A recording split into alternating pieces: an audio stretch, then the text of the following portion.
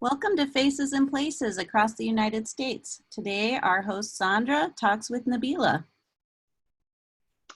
Hello and welcome to our second web chat, Faces and Places across the United States. My name is Sandra and I'll be your host today. Today, I'll be talking to our guest, Nabila. Hi. Welcome to our chat, Nabila. It's so wonderful to have you here with our American English at State Facebook page. Thank you, Sandra. It's lovely to be here. I'm so privileged and honored to be a guest at your second session of this program. Thank you for being with us. And we are very happy that you have joined us for this web chat. We want to ask our audience, where are they joining us from? So take some time to put in the comments, where are you joining us from today? Where are you watching us from today? Looks like we already have some people from Ecuador. Robert Xavier from Ecuador, and also Deep from Vietnam says, hi, we have people from all over. So Nabila, where are you today? I'm in Northern California in the San Francisco Bay Area. Oh, wow. You are on the other side of the United States, on the West Coast. I'm in the East Coast in Washington, D.C. today. How's the weather there today?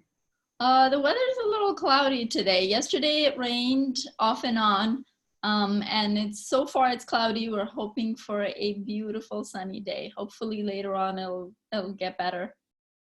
Oh, that is nice. Here the weather is a little gray, but hopefully it will also get better.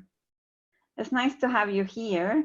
And we want to start today our conversation, and we're going to be talking about family. You know, we have been spending a lot of time lately with our families, which has been great, that we are able to take some time to share traditions and experiences. And I believe you have a great tradition that you want to share with us today. So tell us about your family and tell us about your traditions, Nabila. Sure. So I have 4 sisters, and they're all married and they have kids. And one of our traditions is to celebrate the month of Ramadan.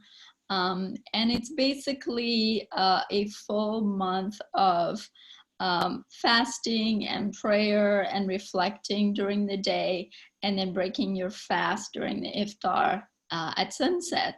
And the whole tradition or holiday or month of Ramadan is supposed to honor the values that are core values in the religion of Islam, which are peace, compassion, and service to others. So it's one of my favorite traditions in my family. Wow, Nabila, that sounds really interesting. What did you do during the month? Do you have something special that you do every day or at night? Yeah, usually some people wake up at night. You're supposed to, right before sunrise, and you're supposed to eat a meal, and that meal is supposed to sustain you for the rest of the day. And that meal is called suhoor. And then you fast for the entire day. So that means no eating or drinking, but it's also fasting from, having bad thoughts about people or being angry or arguing with other folks. So it's really trying to maintain a peaceful inside and out with other people and in your interactions with people and also with yourself.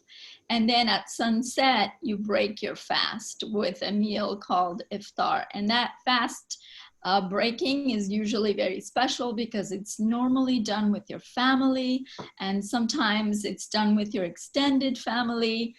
So in the past, when I was a kid, I used to look forward to iftar because sometimes we'd have our relatives come and bring food to share. My mom would make a huge meal, and other times we would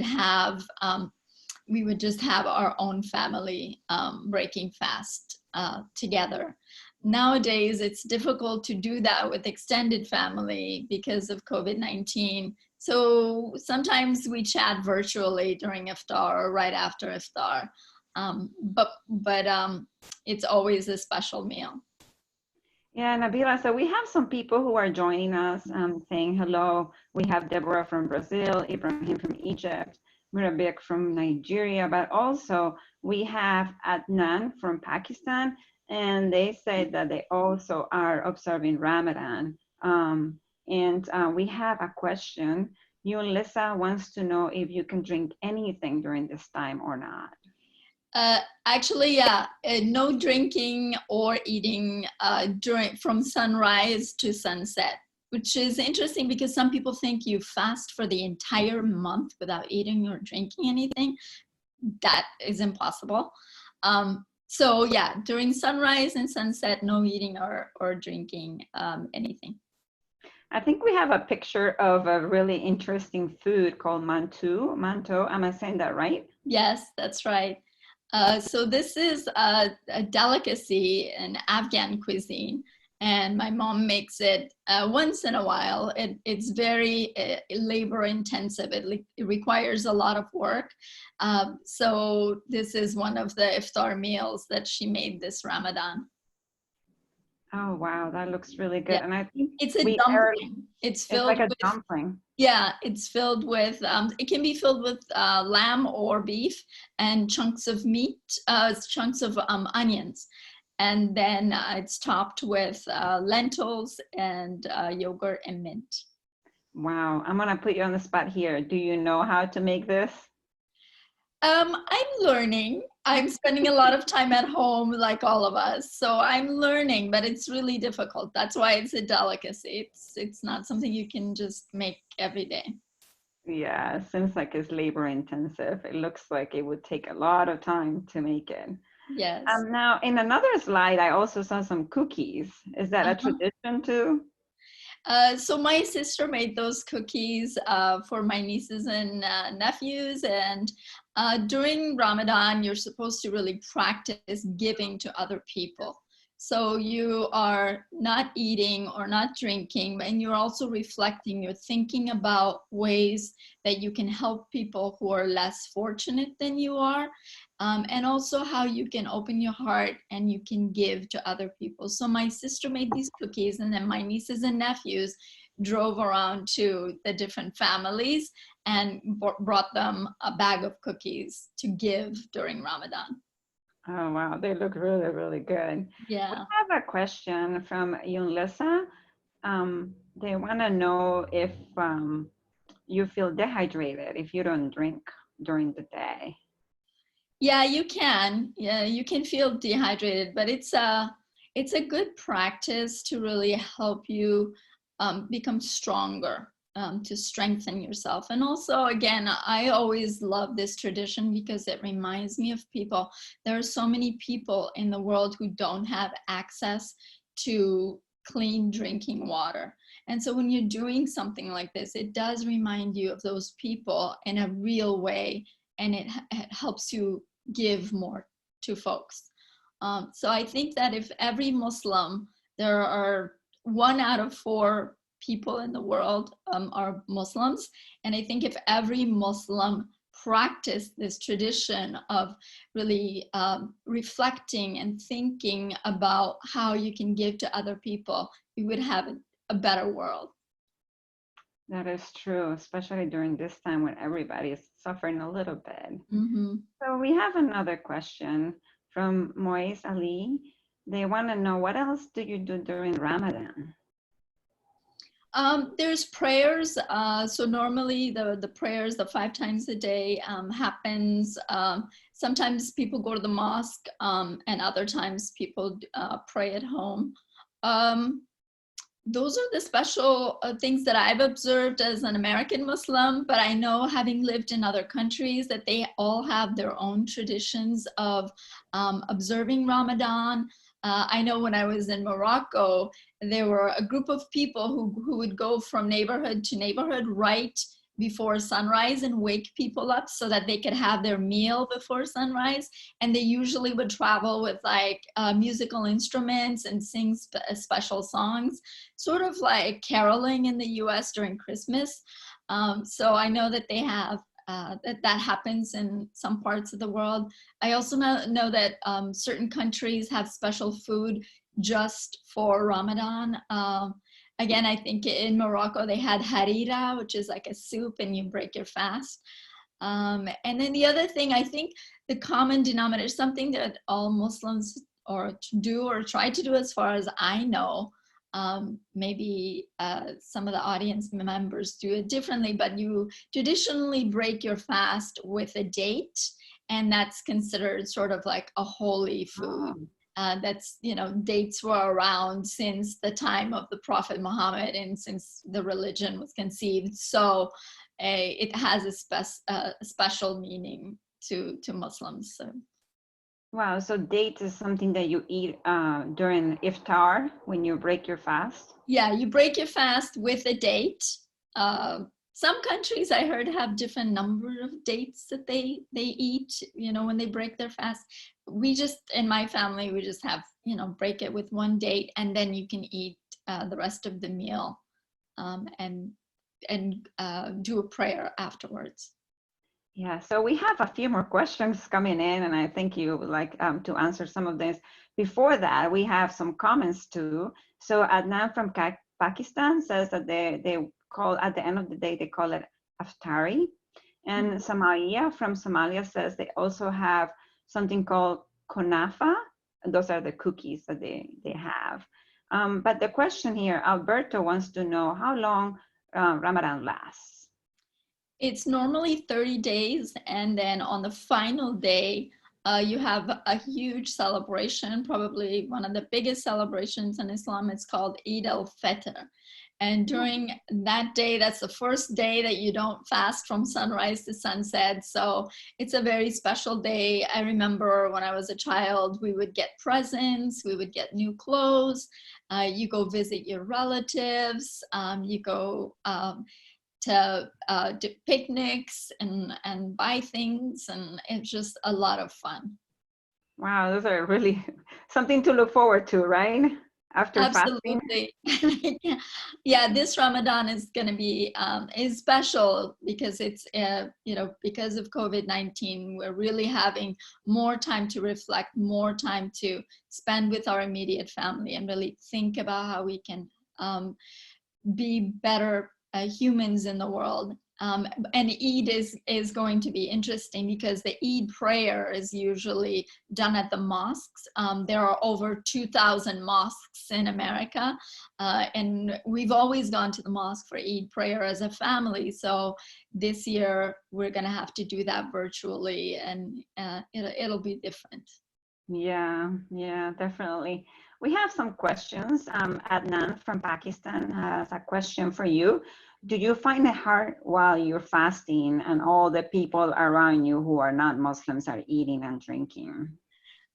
Sometimes it's difficult, especially when you're working and it's lunchtime and people are bringing all kinds of delicious meals. But I think that's also a test. It challenges you. Really, I always ground myself in. I always think about, like, what does this mean? It means that there are people in the world who are hungry when I'm eating. So this is how they must feel. And it helps me to become more compassionate. That is true. We have another comment. Ankela Adiba, I'm sorry if I cannot say these words correctly, these names. Adid Azizi says in Afghanistan, they break the fast with dates, with milk, hot water, and juice. That's their tradition.